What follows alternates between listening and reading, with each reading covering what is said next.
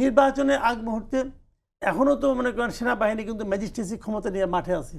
আমি মনে করি এই নির্বাচনে সেনাবাহিনীকে প্রচুর পরিমাণ ডেপ্লয় করা উচিত, কারণ এদের কাজ তো মনে করেন আমাদের দেশের যে কোনো দুর্যোগ দুর্বিবেগে তারা তো ভূমিকা রাখে। তো আমাদের নির্বাচনের জন্য গুরুত্বপূর্ণ বিষয় কি হতে পারে, কাজেই সেনাবাহিনীকে নির্বাচনের সময় প্রচুর পরিমাণে আইন শৃঙ্খলা রক্ষার জন্য এখন যেভাবে আছে ম্যাজিস্ট্রেসি পাওয়ার দেওয়া, ওরকম ম্যাজিস্ট্রেসি পাওয়ার দিয়ে তাদেরকে মাঠে রাখা উচিত। তা রাখা যায় কেবল তাহলে নির্বাচনটা ভালো হতে পারবে বলে আমার ধারণা। আরেকটি কথা বলছেন যে প্রশাসনকে নিরপেক্ষ রাখার স্বার্থেই হয়তো স্বরাষ্ট্র উপদেষ্টা এই কথা বলেছেন যে নির্বাচনের আগে এসপি ওসিদের লটারির মাধ্যমে বদলি করা হবে। শুনেন, আমাদের এই স্বরাষ্ট্র উপদেষ্টা যিনি আছেন উনি মাঝে মাঝে খুব ভালো ভালো কথা বলেন, শুনতে ভালো শোনা যায়, কিন্তু কতটুকু প্রায়োগিকভাবে কতটুকু কী হয় আমি জানি না।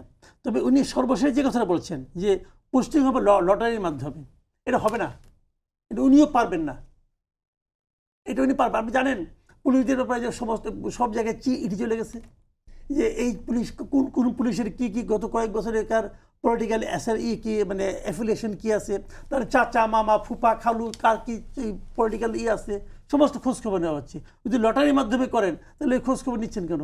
ধরেন খোঁজখবর নিলেন, নিয়ে পাইলেন আমি এক পুলিশের এসআই, আমার খালাতো ভাই একজন আওয়ামী লীগ করে, মামাতো ভাই একজন জামাত করে, ফুফাতো ভাই একজন অমুক বিএনপি করে, আমার কি করবেন? আপনি যাই না কি করবেন?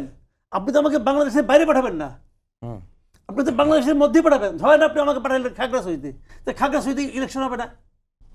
হবে তো ভাই। তো আপনি এগুলি জানতেছেন কেন? 10 তারিখের মধ্যে এই হিসাব দিতে হবে। পুলিশের থেকে পুলিশের হেডকোয়ার্টারতে এই গেছে চিঠি গেছে, 10 তারিখের মধ্যে আমাদেরকে তোমরা জানাও। মানে এই চিঠি তো আমাদের কাছে আছে, দেখেছি তো।